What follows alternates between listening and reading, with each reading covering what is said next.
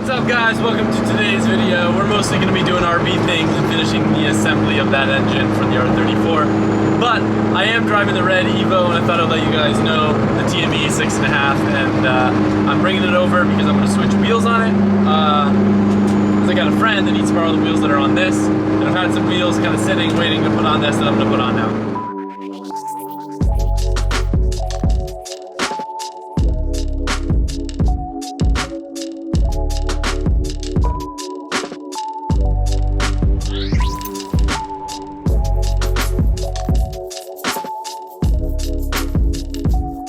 Before we start talking about RB stuff, I have a special announcement. Usually when I do a merch drop, I end up telling you guys and it's already live on the site, but I'm gonna try something different. I'm gonna give you heads up so you can set a reminder. So at 6 p.m. Eastern Standard Time, which is probably about 3 hours after this video is uploaded, we have an R34 Midnight Purple 3 drop happening. So we have a brand new limited edition run of Prince with his very cool art that you can find also on a hoodie. Mike, if you wanna spin around, show the back. Look at how cool it is. I wanted to kind of do like retro vibes with the colors from the R34. And then a t-shirt. Show them the t-shirt, Freddie. Yeah! So if you saw my post on Instagram as well, we finally got the first small batch of S15 decks in. The skate industry is like insane right now, so we're a little bit behind on that first order. So we've already been emailing everyone that ordered, but in case you haven't seen any of the emails, they're about 2 weeks behind from when they're supposed to be coming. And we did just launch a brand new R34 deck. So I'm gonna put the art on the screen right here. It's gonna be a pre-order, and that pre-order is only gonna be live for 24 hours. Now, like I said, because the skate industry is so booming, you won't see those decks probably until around January 1st time. All the details are going to be on the site, but we always rather estimate the maximum amount of time it could take than tell you it's going to be here for Christmas and have it not show up. So it's really cool. I'm excited to hang this one on my wall. Well, I think this one's actually yours, Freddie. I think you deserve. Oh, it's mine. Yay. The very first one. What are you doing? Weird. Oh, the stickers, thank you. I forgot about the stickers. So if you guys remember this from the video, kind of an inside joke. Have you seen these, Freddie? You like them? So yeah, what we're gonna do with any order of the new merch, so pretty much any of the R34 stuff, you will get one of these guys with it.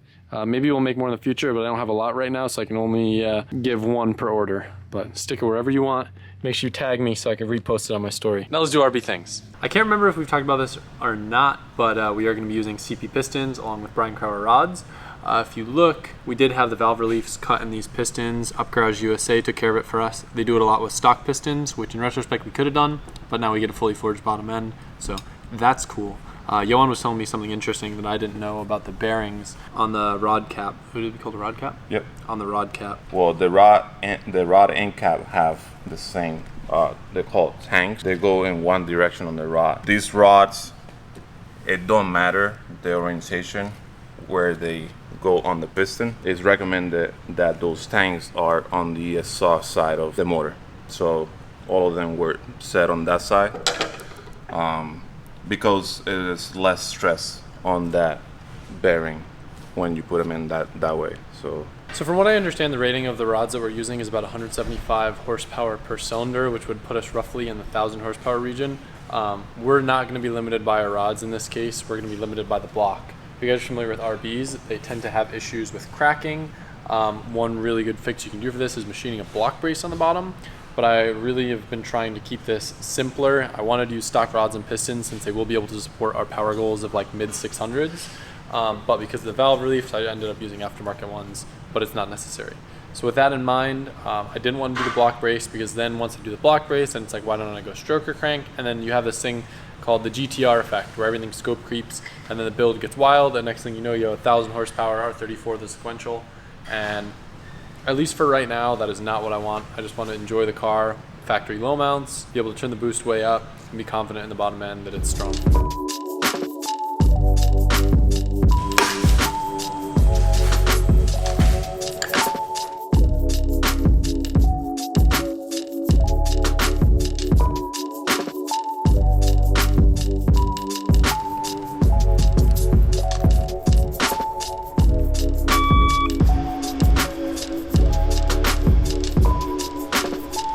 The secret of my success with my other RB build, I've told you guys, I swear by this head gasket. This is Nitto's stopper style gasket that basically has an O-ring that seals off the chamber, but not only that, it also seals off the different layers in the multi-layer head gasket. So it keeps everything nice and tidy.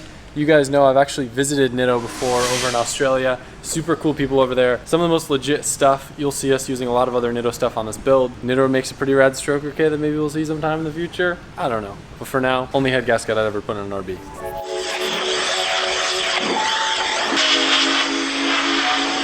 We are not using any copper spray on this one because it seals that good on its own. 1 dowel pin, 2 dowel pin. Boom. Beautiful.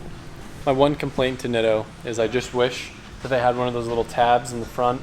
Actually, I guess you wouldn't be able to see it there anyway. But some sort of tab where you could actually see that an engine has a Nitto gasket. Because that's like, I see that and I'm like, yeah.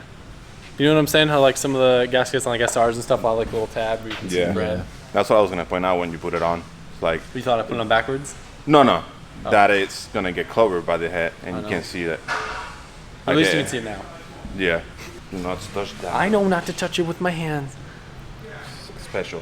It's very special. I don't want to mess around. I don't want to lift a head. I want my only limitation to be this block cracking. ARP 625s, pretty much the baddest you can go without going to oversized head studs. So I don't think we'll have any issues lifting the head with this head gasket and these studs. We're going to put 2 in just so we can make sure we line up the head perfectly. Pop that on, pop them in, tighten it up, and then Longblock is done. One other very important thing that I forgot to mention, if you look here, we have a little restrictor that we had put in the block at the machine shop. When you go to the upgraded Nitto oil pump that we're going to be using, it flows so much volume that you put a restrictor so it doesn't send way too much up to the head. And then there's another little mod which we'll show you on the head that kind of coincides with that.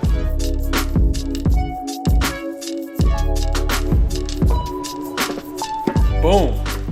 Like I said before, if you look back here, another little cool little Nitto bit. This is the head drain. So these engines have a terrible problem with filling the head up with oil at high RPM, track usage, just any sort of extended time when the engine is at high RPM. It pumps so much oil into the head that it fills up. So adding one of these head drains, which we had done at the machine shop, super good thing to do. I have this on my RB25 as well as a restrictor and the same oil pump we're going to be using on this, and that thing's been good. Got my fingers swirling. Turning.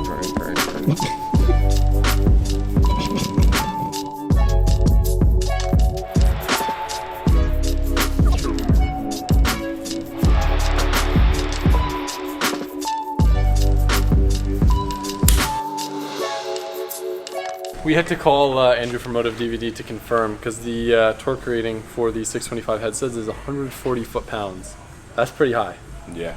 So we just wanted to make sure. Concern. Yeah, no, understandably, because if cracking the block's the issue, we don't want to go too crazy. There's a lot of weird like little tricks with the RB that Australians all know, and it's like when they're born, they're taught it in preschool. Where here we have to call and talk to them because they're like, this is their LS basically.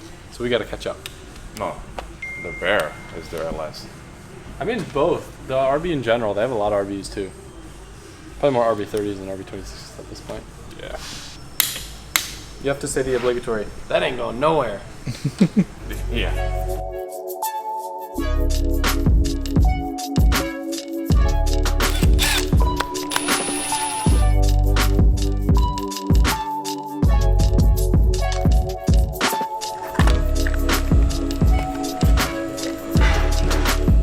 So the wheels I ended up getting for this were off Tommy, and they're actually Tarmac 2s, which is basically like a plus size TME wheel. So it gives us the OEM look, but we're actually half an inch wider so we can fit a little bit bigger tire. Fitment's pretty good. I could definitely use a spacer, but I just love that it's got the OEM look now. I'll have to take some video outside where you can see it better.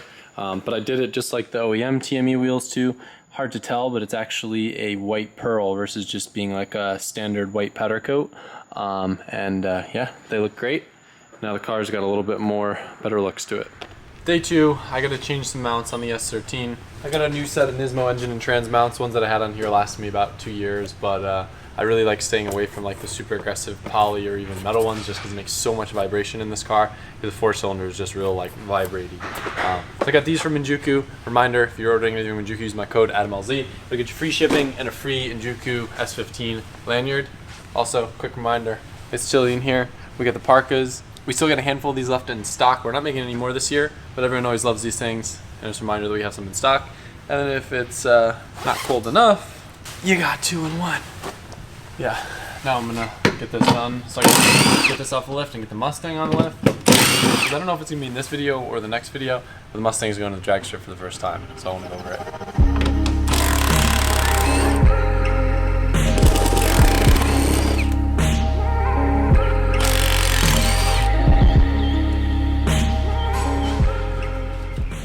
It's cool that the CD has the same mounting holes as the SR.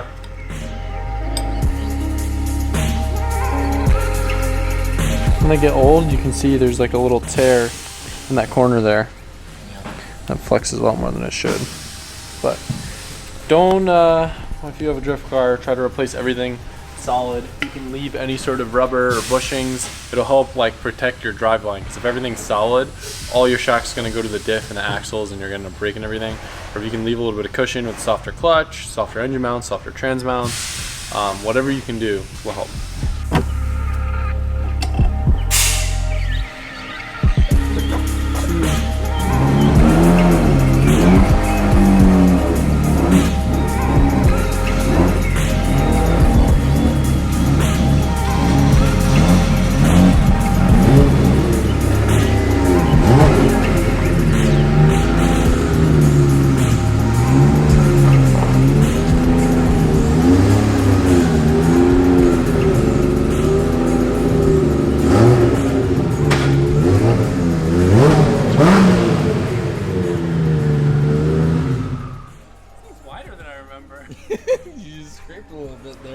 I did a little jump. Dude, this is the first time the S15's been home in months. Just because of logistics and like the stuff that was getting done in the car. It's been living out in St. Louis. And a lot of people were wondering why not a lot of practice or stuff got done with it. But now she's home. We're actually gonna take her testing tomorrow, go get some more seat time in it, and try some fixes that we came up with for a lot of the oiling issues with the car. But it's so good to see this thing home. I just want to take it to feels so weird. Starbucks and go play around in the dog park. Can we take this to Starbucks? Yeah. Sick. Yeah. But we should probably like fix the engine first.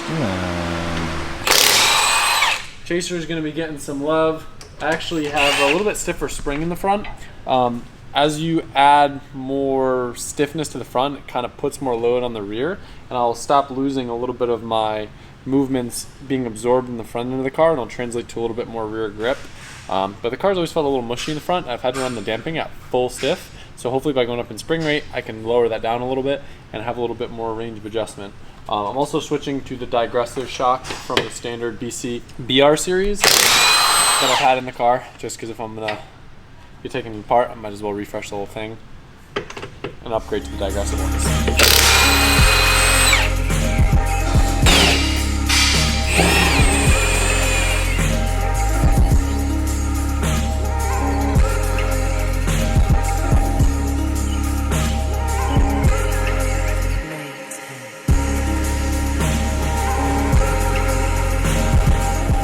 So when you guys order your custom BC coilovers off lzmfg.com, a reminder, there's no extra charge for custom spring rates because BC is awesome. This is basically what's happening. I'm slobbering all over your parts and I'm personally putting together your custom coilovers.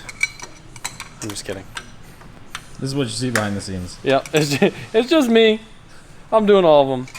I wish, but no. BC dudes are legit. They probably, whatever I'm doing, they're doing it way better than I am. I'm setting yeah, listen, all right? I'm tired. I'm setting preload right now. Kind of a rule of thumb is you just want about one thickness of this.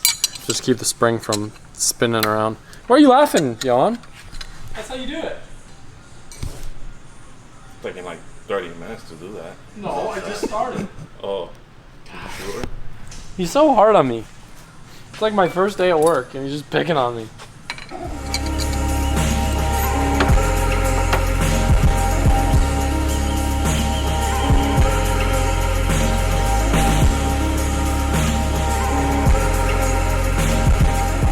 there's going to be a lot of stuff going on at the track. First and foremost, I'm trying out the Chaser with a little bit higher ride height, some different alignment specs. And look who's here hanging out, Freddie! Hello. Freddie's just looking over everything. How's she looking, Freddie? She looking good? Yeah, she looked good. Always looks good. As I told you guys, I think in another video, we are going to take the S15 and test some modifications to both the oil pan and the whole head situation to see if it fixes some of our oiling issues. Colette's going to be doing some testing with her car, her new alignment setup, learning a little bit more about chasing, and then hopefully if everything goes well with the 15, I'll be able to do some runs in it and just get more comfortable with it and maybe chase this car. And Pat's driving my Black Z, so there's a lot of stuff going on. Duarte from Drift HQ just finished building his E36 for Drift Week, and it is like mega inspiration for what I want my car to look like. Very like OEM plus, but also race car, super clean. I love it so much. Look at this thing. Bam.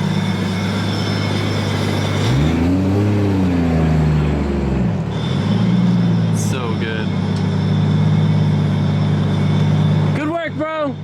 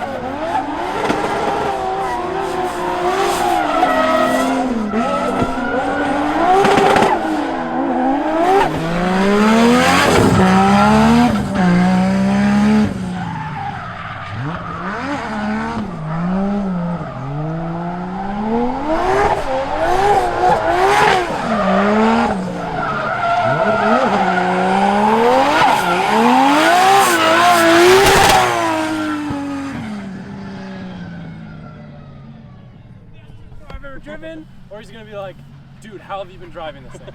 It's gonna be one or the other. Let's go. Be like, let's see, let's go get his reaction. Come with us, come on. All right, break it to me.